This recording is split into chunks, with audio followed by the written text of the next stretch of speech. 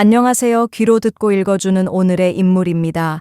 오늘은 윤미향에 대한 이야기를 나눠보려 합니다. 그녀의 이름 앞에는 늘 정의와 헌신이라는 수식어가 따라붙었지만 어느 순간부터 의혹과 논란이라는 꼬리표가 붙기 시작했습니다.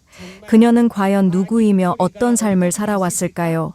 그리고 지금 그녀의 모습은 우리에게 무엇을 말하고 있을까요? 윤미향은 1964년 10월 경상남도 남해군에서 태어났습니다. 어린 시절을 남해에서 보낸 뒤 가족이 경기도 수원으로 이사했습니다. 고등학교를 졸업한 후 한신대학교 신학과에 진학해 목사가 되기를 꿈꿨습니다. 이화여자대학교에서 기독교학과 사회복지학 석사 학위를 취득하며 사회운동가로서의 기반을 다졌습니다.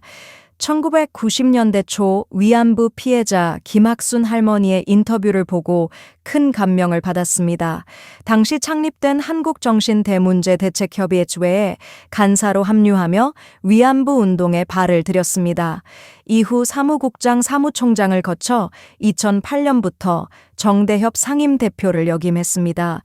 30여 년간 위안부 피해자들의 손을 잡고 수요 집회를 이끌며 일본의 사죄를 촉구했습니다.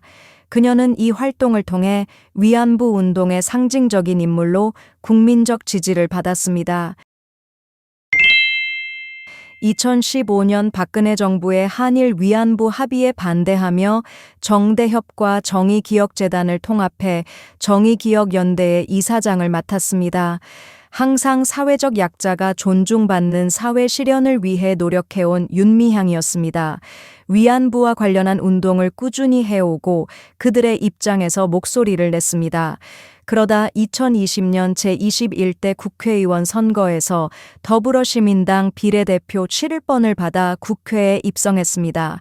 30년 시민운동가로서의 경험을 바탕으로 위안부 문제 해결을 위한 법안과 정책을 만들겠다고 다짐했습니다. 하지만 정치 입문과 동시에 위안부 피해자 이용 논란, 정의연 회계 부정 의혹 등 수많은 논란의 중심에 서게 되었습니다. 윤미향의 삶은 크게 두 가지 시기로 나눌 수 있습니다. 위안부 운동가로서 헌신했던 시기와 이후 각종 논란에 휩싸였던 시기입니다. 먼저 그녀의 긍정적인 활동을 살펴보겠습니다. 윤미향은 위안부 피해자들의 목소리를 세상에 알리는 데 가장 큰 역할을 했습니다. 그녀가 없었다면 위안부 문제가 이렇게까지 국제적인 문제로 부각되기는 어려웠을 것입니다. 정대협과 정의연의 활동을 통해 피해 할머니들을 위한 모금 활동을 주도하고 그들의 생활을 지원했습니다. 또한 일본군 위안부 문제 해결을 위한 수요 집회를 1,500회 넘게 이어가며 일본 정부의 사죄를 촉구했습니다.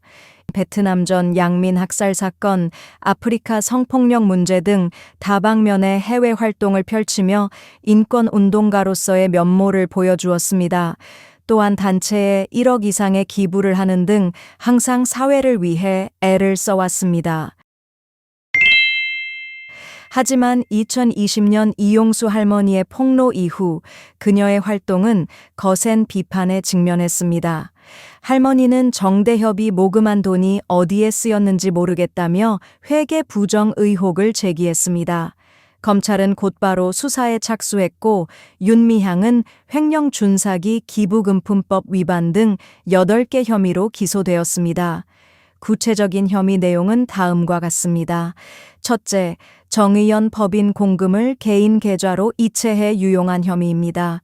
둘째, 치매를 앓던 길어녹 할머니를 이용해 7,900만 원 기부하게 한 준사기 혐의입니다. 셋째, 관할 관청에 등록하지 않고 기부금을 모집하고 개인 계좌로 모금한 혐의입니다. 논란은 여기서 끝나지 않았습니다. 그녀의 딸 유학비 출처가 불분명하다는 의혹도 제기되었습니다. 또한 남편 김삼석이 운영하는 수원시민신문에 일감을 몰아주었다는 논란도 있었습니다. 여러 가지 논란들로 인해 윤미향의 평판은 급격히 추락했습니다. 2021년에는 부동산 명의신탁 의혹이 제기되면서 더불어민주당에서 제명되었습니다. 국회에서 발의한 포장재 규제 법안 공정채용법 국가보안법 폐지 주장도 논란을 낳았습니다. 윤미향에 대한 재판은 2024년 11월 대법원에서 최종 결론이 났습니다. 그녀는 8개 혐의 중 1개만 유죄, 대부분을 무죄로 판단하여 1심을 파기하였고 2심에서 횡령기부금품법 위반 등 일부 혐의에 대해 유죄를 인정받아 징역 1년 6개월에 집행유예 3년을 선고받았습니다. 이 판결은 이미 국회의원 임기가 끝난 뒤에 나온 것이었습니다. 법조계에서는 지연된 정의라는 비판이 제기되기도 했습니다. 하지만 사법부가 정말 깨끗하고 공정한 것인지 언론, 검찰, 사법부가 합심하여 한 사람을 몰아간 것이라는 이야기도 나옵니다. 일본 극우 단체가 윤미향을 따라다니며 괴롭힌 정황들이 많았는데 일본 극우가 싫어하는 것이라면 윤미향은 옳은 사람이었지 않나 라는 이야기 또한 있습니다.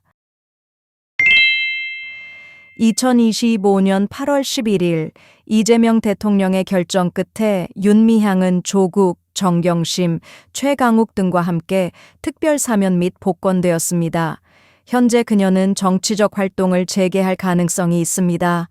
그녀의 고향인 남해군수나 거주지인 수원시장 선거에 출마할 가능성도 제기되고 있습니다. 하지만 현역들의 입지가 굳건해 출마 여부와 당선 가능성은 미지수입니다. 한때 위안부 운동의 상징이었던 그녀의 삶은 헌신과 논란의 두 얼굴을 모두 보여주며 우리 사회에 깊은 질문을 던지고 있습니다. 그녀의 다음 행보가 주목됩니다. 좋아요와 구독은 항상 감사드립니다.